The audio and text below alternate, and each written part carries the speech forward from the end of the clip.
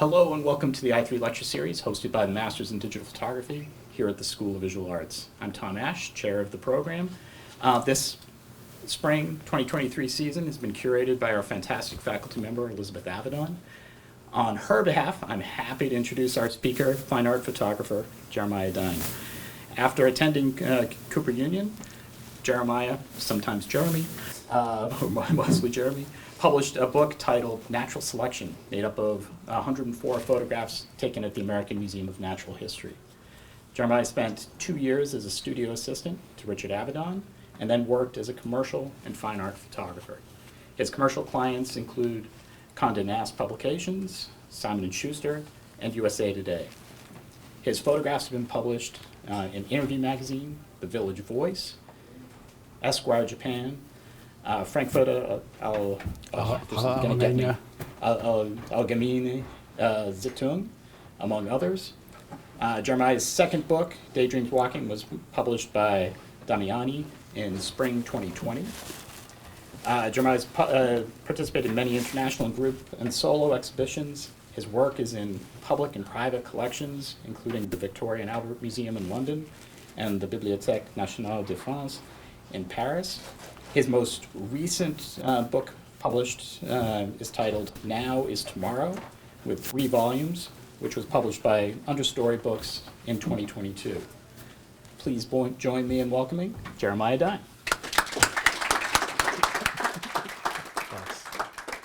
Thanks, Tom. Thanks to Elizabeth for inviting me. Thanks to Marco for helping set this up. I'm going to just tell you a little bit about my life in photography, how I grew up, and then talk about my 5 and going on 6 books. I was raised in an artistic household. My father is the artist Jim Dine, and my mother Nancy was a photographer and Academy Award nominated filmmaker. That's me and my father in 1965, sitting on one of his sculptures. My mother and I photographing with our Nikons when I was 12 or 13. I was born and raised in New York. We moved to London for 4 years in the late 1960s and then to Vermont in 1971. That summer I enrolled at an art camp and learned the basics of black and white darkroom photography. That's the extent of my formal photographic training. I was 12 years old and knew I wanted to be a photographer.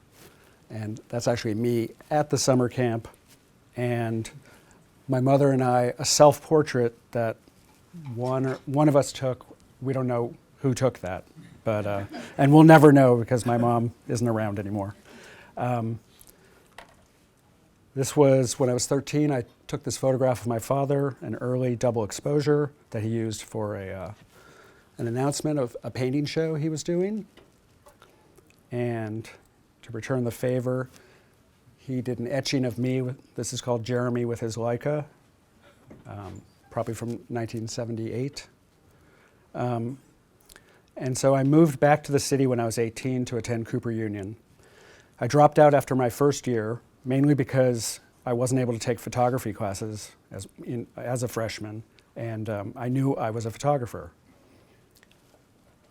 This is a photograph of my father and I at MIT in 1979.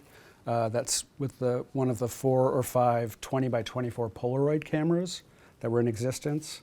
So they invited my dad up to, do a potential project. I went as his photographic consultant, and so one of the assistants took that picture. So I'm going to just show, this is like a little early street photography work that I did. This is like the early 80s. Growing up, my parents were friends with and associated with lots of photographers. My dad was friends with Lee Friedlander. They collaborated on a book together.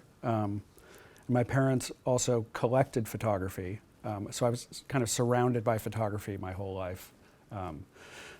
In their collection included Walker Evans, Diane Arbus. That's not that, these are still mine. Atshay, Andre Kertész, August Sander, Gary Winograd, E.J. Belloc, Edward Steichen. So I was exposed to and surrounded by photography my entire childhood.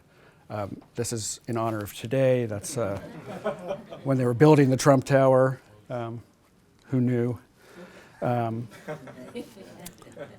So I was kind of trying to figure out what I was doing. I wasn't comfortable on the street. I was kind of trying to figure it out. This was the early 80s, so I was kind of documenting things that were going on, the way the city was. You all heard about what it was like maybe you remember what the early 80s were like in the city. And so, yeah, I was not completely comfortable with this, and I was like, I have to figure out something else to do.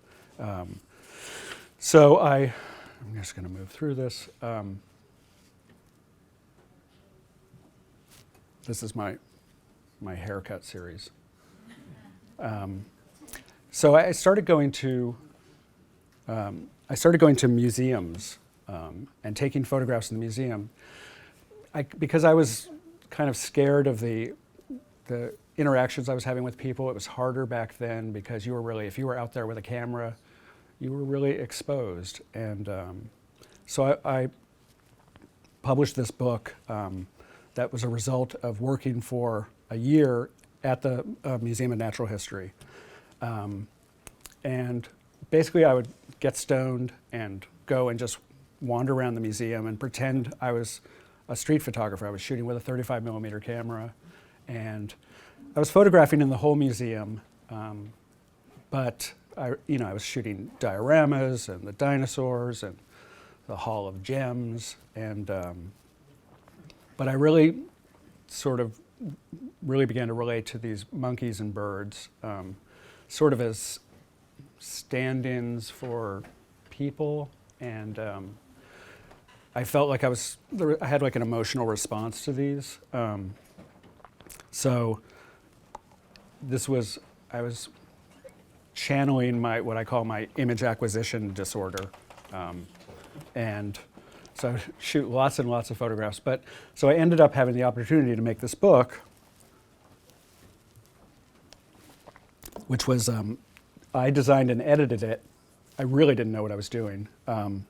But I kind of laid it all out on my floor, and I met this man, Hansjörg Mayer, who agreed to publish it. Hansjörg, he published lots of really interesting artist books. He worked a lot with Dieter Roth, if you know who that is. Did a lot of books with Dieter Roth. So we worked on it, and then I went to Stuttgart, where we printed it. And his family owned a press in Stuttgart, and a commercial press where they would do BMW and Mercedes catalogs. And then at night, he would kind of commandeer it to do his artist projects. So it was a good situation. I'm just showing you spreads from this book. And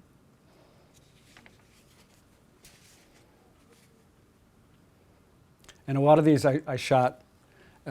Basically, I didn't use a tripod. I would put my camera up against the glass and use that as a tripod, also to sort of avoid the reflections. And this is us on press. That's Hansjörg and one of the printers and some young guy there. So I was also working in other museums as well, taking pictures in other museums. But then I got a job working. Oh no, sorry, I skipped. I also was taking pictures of cats. This was also sort of related to not being able to take pictures of human beings. So I was shooting cats, trying to make them human in some way, or trying to, again, kind of sublimate my insecurities. They were there. They were easy subjects. I could kind of experiment with a lot of the techniques that I'd taught myself, like negative solarization, and I was kind of going crazy, like just lying around on the floor with my cats.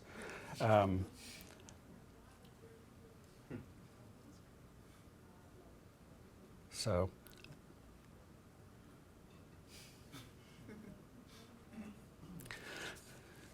then I got a job working for Richard Avedon as a studio assistant. So I don't know if you know, the American West project, which was this incredible project he did, that was ending as I got there. They had already done all the shooting. So my job as a studio assistant was, I'd get to the studio at 7:30 in the morning, I'd mop the floor, I'd go run errands, I'd order lunch, go in the basement, process film, print. I was printing some of the exhibition prints for the American West. And at the meantime, we were also doing commercial shoots for Dior, Chanel, and then all of the Conde Nast magazines. We were doing the covers for Vogue and Self and GQ. We were doing stuff for Rolling Stone. So this, I was really lucky one day. So Mr. Avedon asked me to come up to his apartment because we were in the middle of this kind of complicated Chanel shoot. And he was at the time really just working with an 8x10 view camera. So he was trying to figure out what he was doing, so he pulled out his old Rolleiflex, and he had me sit up there with this mirror and kind of stand in as the model. And so I luckily have this as my portraits taken by Richard Avedon. And then this was the shoot we were doing, where it's me, Avedon, and then the amazingly beautiful Inés de la Fressange, who that was pretty much what the ad, these are Polaroids that I stole from the studio.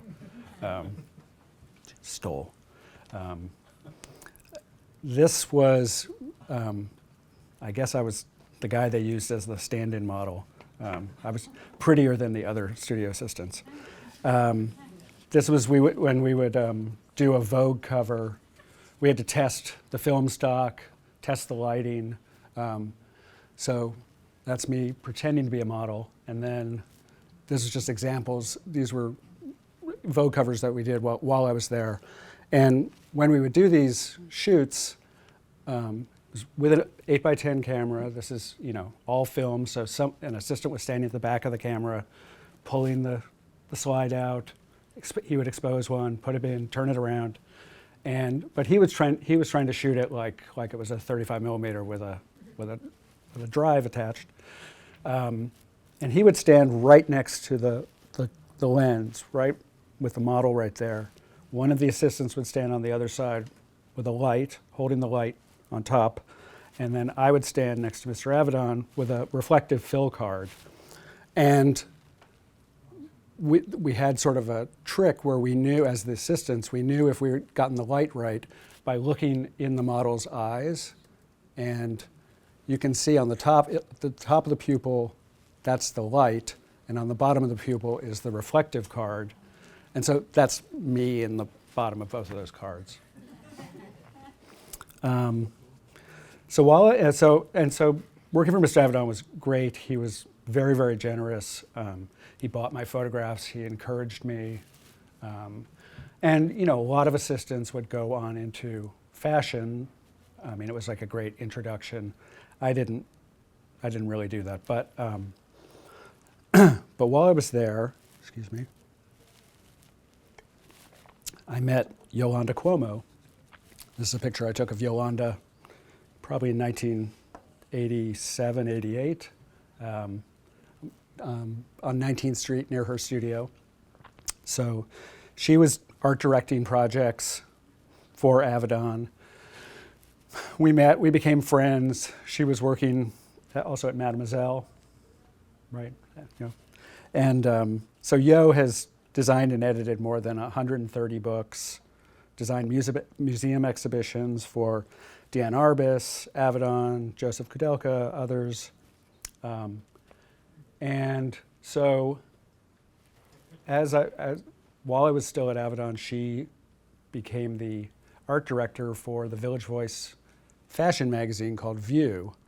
And it was short-lived, but it was really amazing because Yo hired all these incredible photographers that I can't believe I was a part of, but photographers like Nan Golden, Laurie Simmons, Larry Fink, Amy Arbus, who I know gave one of these lectures this spring, William Wegman, Ellen Carey, Gilles Perez, Sylvia Plahy. So in the first issue, she took, these were, again, my museum pictures. This is Venus Envy. They were a photograph of women, from various museums around the world that I had done. And then this is my girlfriend, Anne-Marie. And so Yo gave us this hat and sent us to this little shop on the Lower East Side called Little Ricky's. That was a novelty store. They sold like Japanese toys, and they had a little photo booth. So we went down there. Anne-Marie modeled this hat, and I styled her or art directed her. And then Yo made a great collage that I don't have a picture of, but these are some of the outtakes of that. And this was another issue of View where I did photographs of this woman's rear end wearing different dresses accentuating her rear end. And this was a spread I did for Interview. Andy Warhol chose these pictures, again, museum pictures and a self-portrait of me. Kind of creepy stuff. I don't know why he chose those. So fast forward a little bit. At some point during the 2000s, I really started to embrace digital cameras like everybody else. But as a tool for walking on the street, it just got so much easier. Partially because everyone was at that point sort of absorbed in their screens. Everybody had a camera or a phone on the street, and it was really easy to blend in. And I also got kind of good at being pretty stealthy with it. There was also the immediacy of digital work as opposed to shooting film where you had to carry the film in your pocket and you had to have extra film, and what if I run out of film, and then you had to process it and wait, and it was like, oh shit, I screwed up that whole roll of film because I exposed everything properly. So these are spreads from the book. So basically, in 2019, I took a hard drive with 10,000 images to Yolanda, and I said, what's going on? What am I going to do? And she said, let's make a book. So she immediately knocked the pictures down to about 1,500. She has like a very intuitive way of editing. We do it in Adobe Bridge and kind of just go boom, boom, boom, yes, yes, no, no, no, yes, yes, yes, yes, no. We ended up with about 1,500 images, print them all out pretty small, and then, and these are all Yolanda's spreads. We organized it into categories: men, women, workers, streets, animals, and then we would kind of go like A pile, B pile, C pile, and then we just started spreading them out. And this is Yolanda working in her studio. We spread them out in the hallway on her floor, and then this is her actually starting to sequence them, pair them together. And it was such an interesting process for me because there were so many pictures that I loved that just didn't make the cut. They just were they were not part of the way that she saw that the pictures would work together. So I really had to learn to give up a certain, it's like who's your favorite child? You can't say who your favorite child is, but I don't have a favorite child. I don't have a favorite child. I love both my children. So the title came from this Frank O'Hara poem, Music, where there's a line about Daydreams Walking. And I always loved Frank O'Hara, and when he wrote, this is from Lunch Poems, when he wrote it, he was working at MoMA, and he would just, during his lunch hour, go out and just walk on the streets and observe things and think, and so that sort of resonated with me. And I also, because of music, I put a soundtrack, I would listen to music while I was working. So this is a soundtrack, a lot of songs that I was listening to while I was walking on the streets. I mean, these photographs were taken over about 8 years.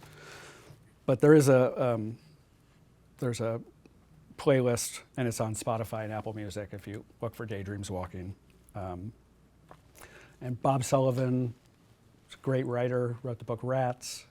He did an essay from the point of view of the street, which was great.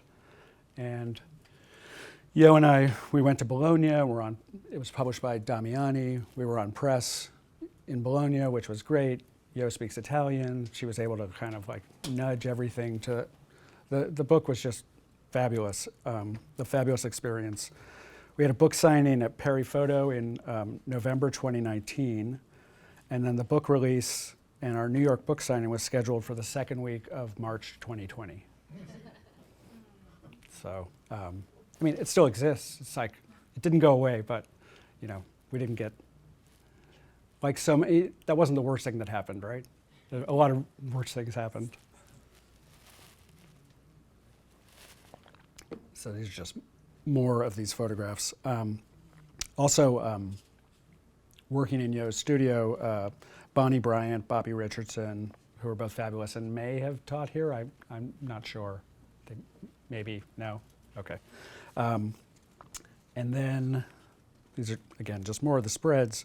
And this great kid photographer, John O'Ratman, he prepared our files for print. And I'm going to show you an example of that.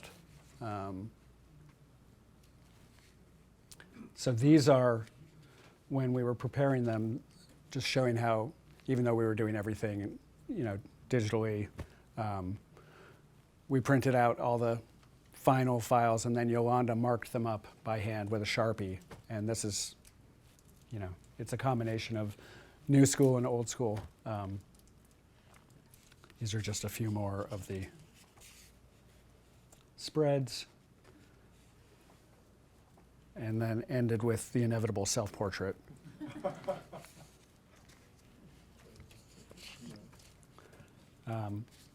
So my newest project, which I started during the pandemic, it's called Now is Tomorrow.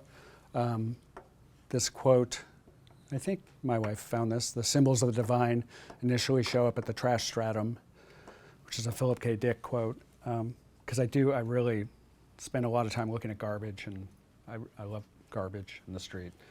So this was published by Understory Books, which is the imprint of Tom Leckie, who's a photographer, writer, antiquarian book dealer, designer. He does everything, just a great guy, wonderful friend. And he's published small art projects of his own photography and writing, also Jerry Coppola, Bruce Bromley, Tim Noble, Ben Ostwick. So this was the first volume. And the conceit behind this project was, so during the pandemic, I just sitting at home, I have this image acquisition disorder, so I had all these photographs, and I was just every day posting on Instagram, just, oh, here's all my pictures. And then I was like, what the fuck are you doing? So I tried to figure out a way to make some context of these. And so I would take a single calendar day. So this is the first one. This is April 11th. And these are all photographs. This is 10 photographs that were shot on various April 11ths, different calendar years. And I tried to use that construct as a way of, you know, forcing me to make a story out of the images that were selected because of this, you know, thing I had to do. So each volume of this book has a week's worth. So 7 sections, 7 different days with 10 images each. So it's using the sort of the Instagram carousel. This is volume 2. Each one we did different design elements. This was kind of just saying that this is January 28th. And these were shot on digital, film, phone. That's a surveillance shot of my kid playing music in a club. You know, different times. This was obviously during the pandemic when they boarded everything up in the city. There's different, not sticking to the 1-1, sometimes to the 3-2. This is the cover of volume 3. Tom found an old stamp that's how we designated each section of this. So, that's a picture of my cat I took with a phone, and it's a double exposure I shot in London in the early 80s. That's a block of tofu. That's a piece of film on a table with a reflection on it. They're kind of all over the place, but I tried to make a poem or a story out of, this construct that I forced myself to do. And then I just made this today. This is today, April 4th. So you can just see how I do it, what the connections are. Maybe you see the connections, maybe you don't. Sometimes the connections are in my head. This is, I think, fairly obvious. But it was a fun project. And then, so I have an Instagram account, besides my own, that's just now is tomorrow. It's 365. It says 366 posts because the last one I advertised the book. But it's one each day, done each day with one, including all the ones that are in the book. And we got this nice review from the C4 Journal, which I'll read to you. Now as Tomorrow comprises 7 days worth of photographs, with each day represented by 10 images shot in different years. It's a kind of after-the-fact exercise in playful pattern recognition, freed of the imperative to impose a narrative order. More photographers should do this. So thank you, C4 Journal.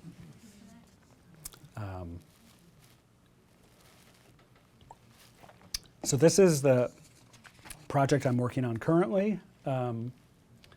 This is my wife, Anne-Marie, who I met in 1985.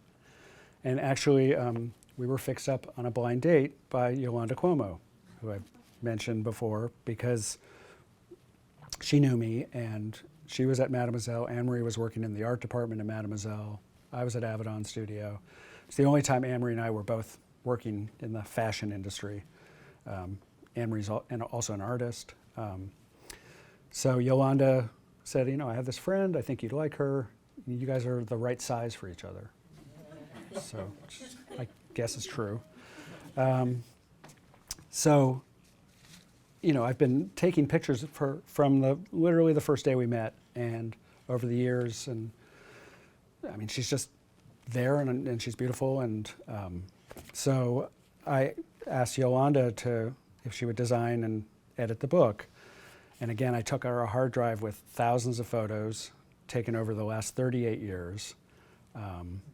So these photographs there's a caption section in the back, so they're all titled. So using that kind of photo book convention, we have captions, but they aren't necessarily, like a lot of times it's like, like in a Walker Evans books, it's like Old Steel Town, 1937. So some of them are actual places, some of them are thoughts or ideas.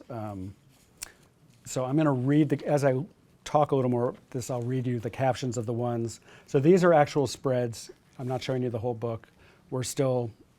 It's pretty much finished, but we haven't gotten it to a publisher yet. So this is called Self-Portrait 1989. This is Self-Portrait in a Convex Mirror 2021. During the pandemic, I started shooting a lot of film again, and one of the things I wanted to do was I wanted to do in-camera double exposures. So because I shoot Anne-Marie and because we were together during the pandemic, we did a lot of double exposures together. So you'll see there are double exposures in this book. But this is Crepuscule with Riri, 2013. So Yo kind of stressed that we weren't just going to show pretty pictures of your wife, and that they would have to be interesting to someone who doesn't know her. So again, I kind of left, this is Head 1991. We left a lot of my favorite pictures, just didn't make the book. This is The Red Mist, 1986, and Pseudo-Solarized Triptych, 1991. This is Inverted Sabatier Effect, 1990. San Francisco, 1987. So when we first started editing it, I had this idea I wanted to do this book chronologically and just do the whole story of Anne Marie and start 1985. We first met. She's young, and then we get married, and we have kids, and we get through middle age and get older, and then end up in the pandemic. And the problem was that the last 3 years, this is called Devil's Punch Bowl 2005, the last 3 years got pretty dark, globally, nationally, personally, and the book just was like, it became a bummer, you know. It's just like, and so we kind of tore up that edit, and you and I just worked together, and we just tried to make it kind of a little more psychedelic. It still has a chronological aspect. One thing we did, this is Goo 1990 and Dune Walk 1990. One of the things we did was there are no photographs of her wearing a mask at any point in this book. So, which I think in the future you're going to be able to really date certain pictures by when you see everyone on the street. And I'm actually surprised the other day as I was looking through my photographs for my Now is Tomorrow project, I saw this picture of these two people wearing masks. I think it was on the Bowery.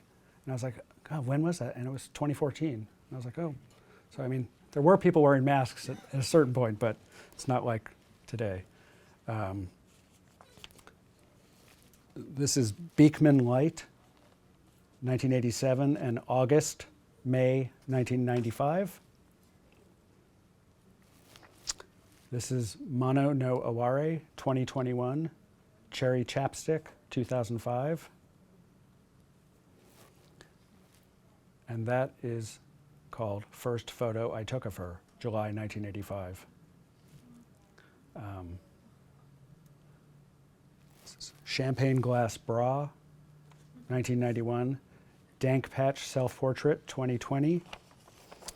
And I have a quote that I put in the front of the book from one of my favorite writers, Anthony Pohl, which I'll read to you. When you are in love with someone, their life, past, present, and future, becomes in a curious way part of your life.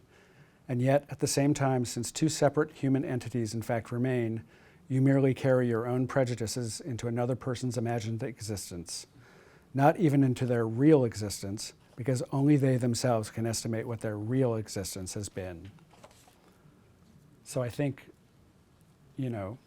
what I ended up seeing, this is In Bed 2005, Live Oak 2019, is that this book, it's even though they're photographs of her, it's about me. It's a self-portrait in a lot of ways. This is Scar 1989 and Swimming Pools 1990. And this is East 6th Street 1985 and Dank Patch Double Exposure 2020. So another thing that I was thinking about was the whole sort of idea of the male gaze and the artist's muse. And, I always felt like, it's Anne Marie, she's my wife. I'm in love with her. I'm only going to show her in a beautiful light, or it's only because I'm expressing my love in a certain way. But Anne Marie, I asked Anne Marie she didn't want to have anything to do with this. She's like, it's your project. I'm not going to sit there and tell you what to do. But she did write a little statement about it, about her, from her perspective, which I'll read to you. When I came to live with a photographer, I agreed to trust his eye and consciously chose to say yes to being his subject. This is a choice I've made repeatedly through the many years we've been together, an open and uncritical yes to the mystery of the creative process.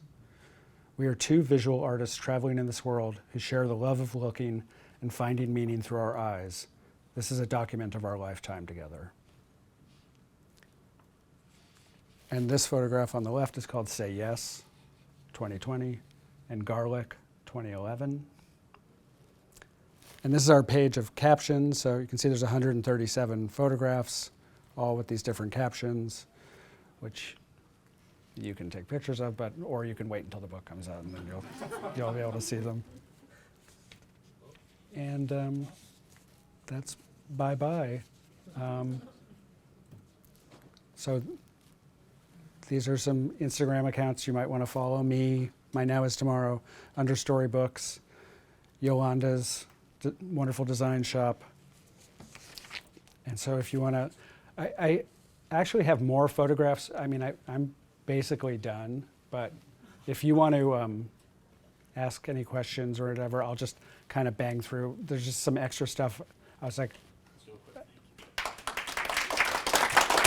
thank you. I have about 28,000 pictures just in my iPhone. You talked about cataloging. What I see is that you printed many of them. Any advice? I mean, I know there's a lot of junk, but... Advice on cataloging? No, I'm terrible at it. I can't, I mean, that's why these ones are here. I was like looking for these. Yeah, I don't know. It's a conundrum because we create so many photographs. It's really hard. I back stuff up on hard drives. I start to try and organize things, and then I'm like, yeah, I can't do this. I want to go out and take pictures, you know? So it's hard. I mean, hire an assistant, get an intern, and have them catalog and keyword everything. How about that? Sorry. Hi, good evening. I saw in many of your series, also before coming here, of just a lot of reflective stills. And I'm wondering, over the course of, you know, your evolution, any tips you have about positioning yourself where you're not seeing your equipment in the reflection or yourself, but also being able to be as close to a 90-degree angle as you have shown? You know, what's that balance of where you stand and, you know, how far you peer in to capture that shot? Yeah, I don't know. I like seeing myself in reflection. Yeah, I mean, like I said, you know, it's not film anymore, so you got to just move around. I mean, I don't work with a tripod. I'm always just moving around and just looking, and sometimes you just aren't going to get that picture. I mean, a lot of times I'm like, oh, that's, you know, I'm not looking at what I'm shooting, and then I was like, oh, I took a really good picture, and I look and I'm like, oh my God, that's terrible. But that one I didn't even think about, turns out that was okay, you know? So I think it's just shooting and shooting. I mean, some people, I'm a maximalist, obviously. So I'm just like, shoot, shoot, shoot, shoot, shoot. That's my advice. Hi.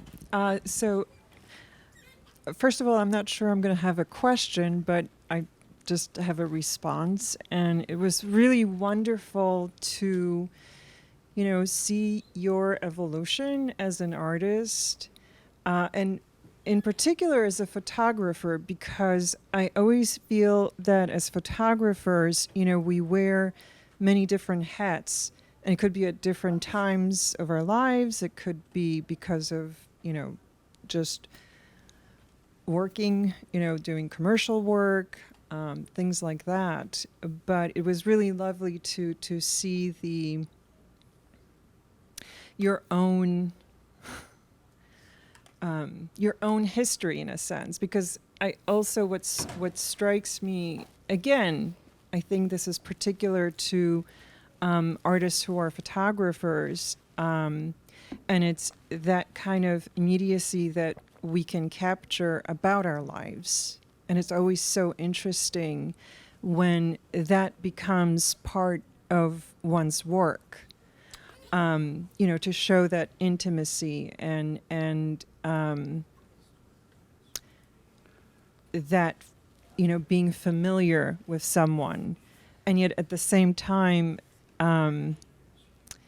also showing that continued mystery. So that was really, really nice to see. Well, thank you. I mean, I think you have to, you have to be willing to kind of bare your soul in a certain way. I mean, some people are very reserved and take beautiful pictures in a very reserved fashion. I've never been like that. I'm always like, bleh, just like put it all out there. And if you go to my Instagram, I mean, I have 25,000 posts on my Instagram. I mean, I'm not holding back anything. So I'm a poor editor. I'm learning. It's hard. It's hard to edit. I know. Yeah. I know. Well, thank you. And just a couple of more things. One is, actually just one. I love, of course, the Anne-Marie project, and I'm so looking forward. So am I. To but it's also because it's so multifaceted, and I just thought about the double exposures. And what they are about, and what you said about, what I found really fascinating is that, in a sense, you're not even trying to, I mean, yes, you are photographing the real Anne-Marie, the way that you know her, but acknowledging that that can also have many different levels and meanings, right? And part of it could also be, fantasy, yours, hers, this lifetime that you guys had. So I just thought that was really well, thanks. wonderful. Yeah, I mean, I think that's, thank you. Thank you. That's, I mean, that is part of it, is that, like I said, it's sort of, I feel like they become more about me in a certain way, because, particularly during the pandemic, I mean, we spent a lot of time together. So, and we have spent a lot of time together anyway. I mean, she's part of my life, I'm part of her life. So, It shows. It's beautiful. Thank you. Thanks. So I have a question about this, and you've shared a lot about it, this wonderful collaboration you have with Yolanda as your designer. Yes. And can you expand a little bit on that? What makes a good collaborator? What should other photographers be making sure that they look for in collaborators? Well, I think particularly as a photographer, you spend a lot of time by yourself. I mean, that's really sort of the nature of it. A lot of artists as well. And so I think it's the ability to let go, to trust someone else's eye. And I trust Yolanda's eye just implicitly. I mean, she's proven it over hundreds of books. But also, when she says, yeah, that should go, I can also push back and go, but what about this? And she'll go, oh yeah, really, sure. She's like, it's your book. You can do whatever you want. But, but it is, yeah, it's having a trust, and, she's just like a lot of fun to work with. It's really interesting to work with her. She's different than I am, but we share a lot of same sensibilities. So that's great. And just everything you were showing too about the process of even the editing of the book and things like that were really well. It's helpful, taught I think, me to so see. much. Yeah. I mean, doing the Daydreams Walking book and we did that in 2019. I feel like that's changed my photographic practice. I mean, I look at my photographs differently. I always think like, what would Yo do? How would she do this? So.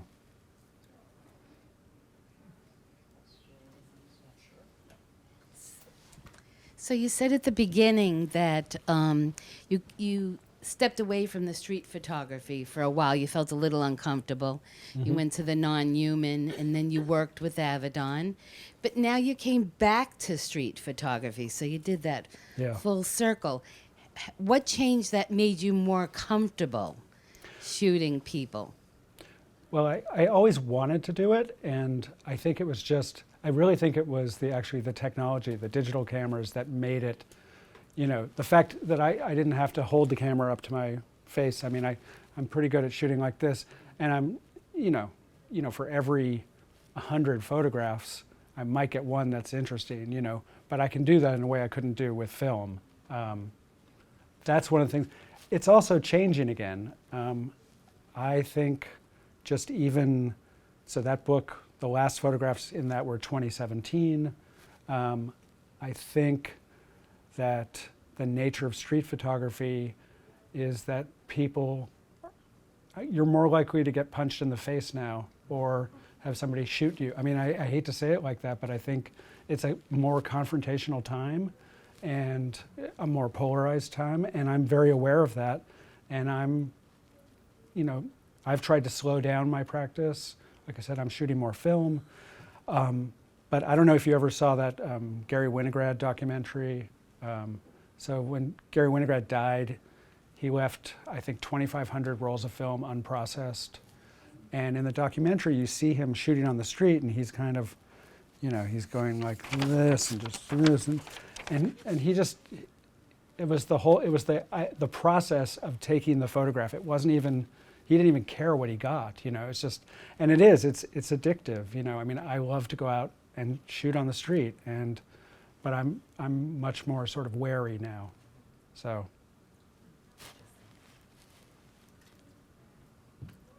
That's Bill de Blasio, by the way. Thank you very much for the talk. Sure. I was going to ask, on a kind of related note, the, dare I say, kind of democratization of taking photos and distributing photos over your career. How do you kind of reflect on that, and what's the good and what's the bad, if there is any, in terms of, you know, everybody becoming a photographer and everybody can put their stuff out as much as they like, etc.? I think it's great. I think it's great. I think everybody's a photographer. I don't think everybody's a great photographer, and I think everybody could use some editing. I always thought that I would love to just. I had this idea. I told this guy once at a party that he's like, I'm a terrible photographer. I was like, you give me your phone, and I can like edit a really cool project out of the photographs on your phone. And then he said that he wanted to like make a reality TV show about it, and I was like, okay, well, whatever. I'm not going to go there. I'm just making talk at a party. But I do think I think it's great. I mean, I think it's amazing that everybody has a platform now. You know, everybody can show their photographs on Instagram. I mean, it's tough. I mean, I wish people were only paying attention to me, and it's harder to break through that noise, you know. But I'm a small d Democrat. I'm a capital D Democrat as well, but more a small d Democrat. Thanks. Sure. Okay.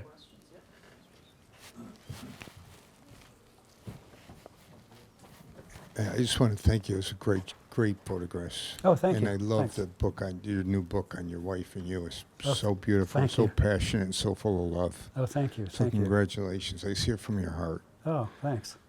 I wanted to ask you about what you think about the future and AI and about reprocessing existing images. I mean, we already have Getty suing Adobe, and you know, editors coming up with images that are mixed, matched things from AI. Right. And you know, like I was with someone today at a publication, a newspaper, and they told me that, you know, one of the editors needed a piece on Compton in LA, and they wanted a certain look, a certain car in that look for that photograph, and they used AI for it because they couldn't find it. Right. But how do you feel about what's going on in the future? I mean, this is only the beginning of AI. Well, I'm not an expert on that at all, but I guess I think it sucks. I mean, or maybe it doesn't. I don't know. It seems pretty frightening right now, and strange. But I mean, you know, digital cameras seemed frightening, and I don't know. I think we all have to keep our eyes open, particularly now. I mean, Trump already has published his mugshot today. You know, I mean, and there wasn't a mugshot, but I mean, he I guess I'm not on his social media platform, but I did just hear that before we came here that he put out a mugshot. So, I mean, so that stuff's going to happen, and so you have to just be very careful and don't believe everything you see now. I mean, all photography, this is all manipulated. I mean, I manipulated this by taking this picture at that instant, right? I mean, it's not like everything's happening anyway, so yeah, keep your eyes open. But the thing is, you manipulated your individual professional photographer. Yeah, but I could. Manipulated, not a bot. I know, but I could be, a maniac too. I could be doing it for nefarious purposes. You don't know. You don't know me. So I think you just have to, yeah, it's a crazy time. I'm just wondering, with the working with Avedon, obviously that has to be quite influential or quite an experience. I'm just wondering, is there any connection to your practice as a photographer today, or as in your journey and what you did? Because I'm just wondering if that informed your practice in any way, because obviously this work seems kind of different than the large format camera and the very commercial, images that obviously he produced. So I'm just wondering if there's anything that you learned, or if there was anything that you learned at that point that sort of set you off in the direction that you went. Yeah, obviously, I mean, in terms of actual images, no, I would say I was not influenced by him at all. I love that song. I was very much influenced by him, his personality as an artist. Also, when I grew up there, learning about photography, there was the whole thing, you had to print the whole negative. There was only one way to do it. You had to shoot it, had to be the negative. You couldn't manipulate anything. And what I learned from Avedon is that you could make it all up. You could change things, you could cheat. I'm not going to tell you things that he did that I saw, but they weren't terrible, but it was just like, he wanted to make it work, and so he was going to make it work any way he could. And I learned a lot. That was very influential on me. But in terms of my actual imagery and my practice, no, I would say I have very little to do with him. But thanks for the question. Hi. Hi. Your lead-in image, the portrait of you, that's a really beautiful portrait. Oh, thanks. But was that created in the darkroom, or was that created in camera, or what? Yeah, so you're asking about the portrait of me that, I don't know, can I go back to that? Yeah. So that was created in the darkroom. It's a negative solarization, also called pseudo-solarization, the Sabatier effect, which the story is that Man Ray was the first to use it, although I don't think he was. But supposedly he was processing film, and Bernice Abbott, who was his assistant, she opened the door and exposed the film while he was processing it. And so what you do is, while you're developing the film, sort of halfway through the development, you take the film out and you expose it to light.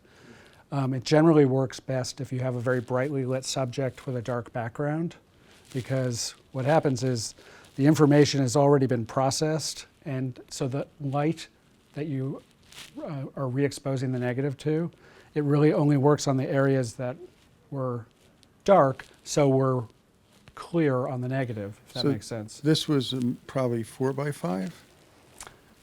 Or 8x10?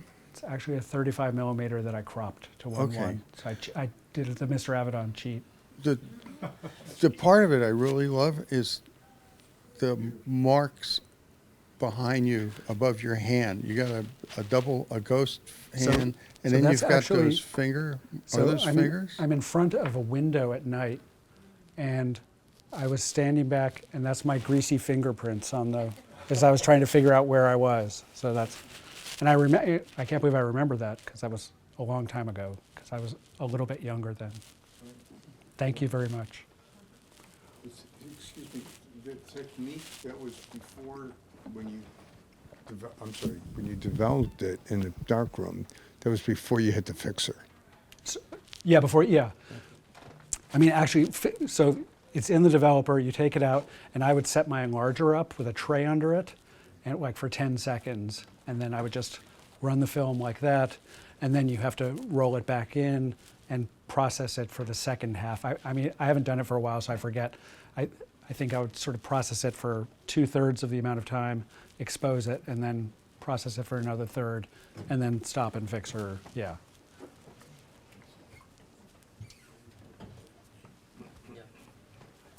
Hopefully this question is more useful. Have you experimented with old lenses? I'm having a field day with an ingénieur mounted on a Sony NEX. I have some old lenses. I mean, by how old do you mean? I mean, 50s, 60s, that kind of bouquet, that kind of image. yeah, and I have. I mean, imperfections. I have some old Leicas and some Nikons, but I'm not. Part of my practice also is that I don't do one thing. Like, I should sort of like stick with one thing. Like, okay, oh, I took a nice picture with that. And invariably what happens is I go out the next day, I'm like, oh, I want to take that camera out and that film. So I have like Well, I brought adult one. onset ADD. The only reason I'm not using this is that it makes noise. But I would have shot a lot of pictures with that because it's different. It just feels different. Right. Yeah, I mean, I'll try anything.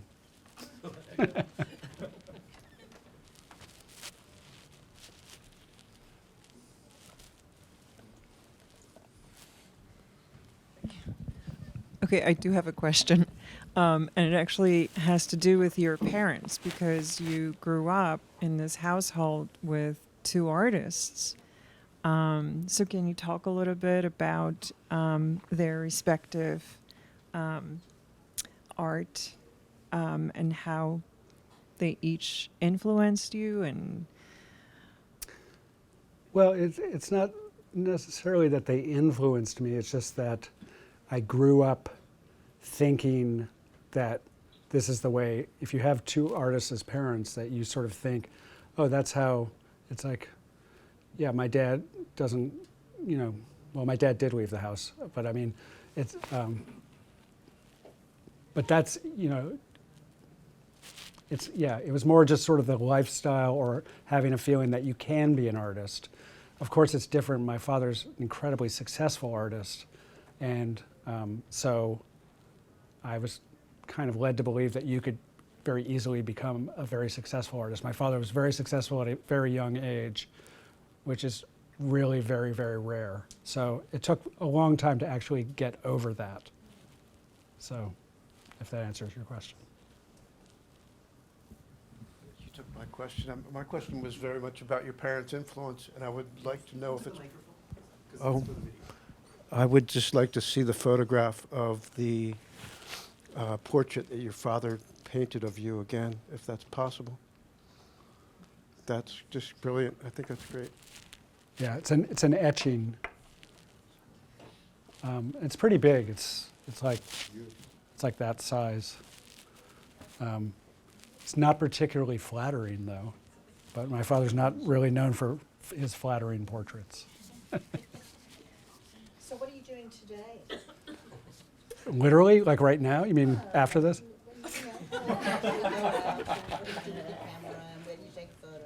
Well, I'm always doing different things. I just got this little tiny Ricoh digital camera. I wanted to get a camera I could just put in my pocket. And I was like, I don't know, I don't even know about this. And then I figured out that it has a very high contrast black and white setting. So I decided this is just going to be my little high contrast black and white machine, like Mario Giacomelli, do you know? So it's my Mario Giacomelli machine. So that's what I'm doing this week anyway, until I get bored of it or forget about it. But and I've just been shooting, over the last couple of years, I've been shooting a lot of film. We live just outside of the city, just in sort of, we kind of spend a lot of time at our town dump and our town Superfund site. And so I've been photographing a lot of that. And I have a lot of editing work I have to do, but I need to finish this Anne Marie book, and then we'll see what the next thing is. I wanted to go back to working with Yo, because Tom had that great question about that relationship. As a photographer, I don't have an editor, and I've heard a lot of photographers, more seasoned, successful photographers talk about how integral that relationship with their photo editor is. And the only time I've worked with photo editors was when I hired someone to help with my portfolio. And they always say, like, well, get it down to, 200. And I'm like, but that's the hardest part for me, to go from 10,000, Yeah. to 200 or 500. When you said, you gave her a hard drive with 10,000 photos, to me, that was like the magic. Like, I would love to have that relationship where you could just be like, you tell me what you see in here, because I'm so, Yeah.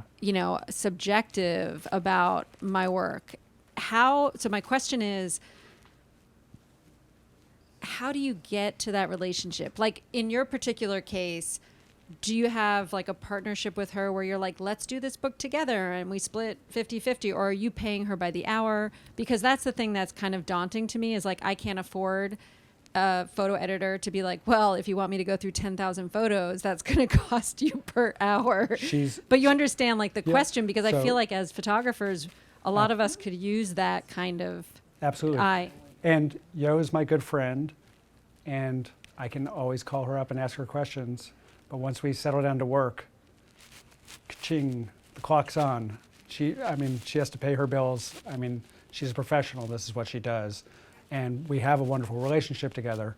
But yes, I have to pay her. So I have to, I can't just go like anytime like, Yo, help me, I have all these.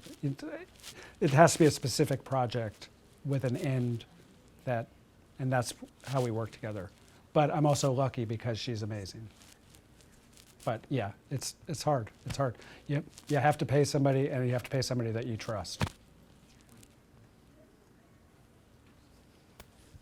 I obviously wasn't saying not pay them. I was just saying, are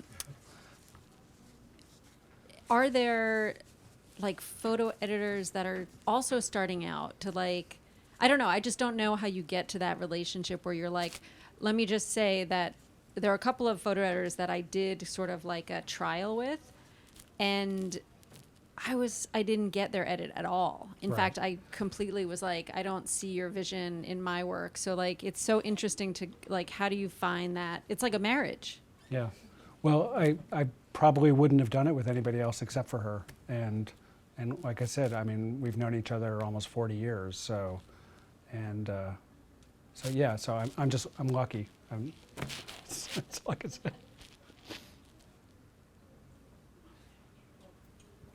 A little follow-up on the editor question. But how does that process actually work in terms of time? That would be, I think, helpful to understand. So if you're working on a book and you bring in the hard drive with 10,000 photographs, like, how long does that take, for example?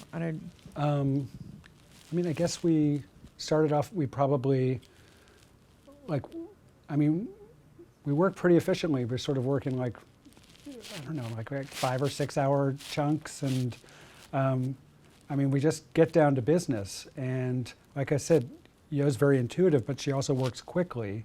Not that she's not thinking about it, or there are times where you stand back, but I think that's the interesting part, is kind of just banging through those pictures, going boom, boom, boom, boom, boom. It's like, yes, no, no, yes, yes, no. And sometimes I would say, well, wait, hold on a second, it's like, and then so we stop. But it moves pretty quickly, that first narrowing down. And then you can put more time into, because you did that winnowing. And then it's up to me on my own time to go back, look at my pictures and go, oh, I really think I want to get those ones in there. And then I can go back to Yo and she'll go, sure, let's put those in. Or no, those don't work, so.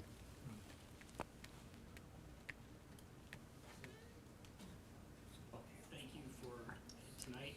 Thanks for all the questions. Thanks.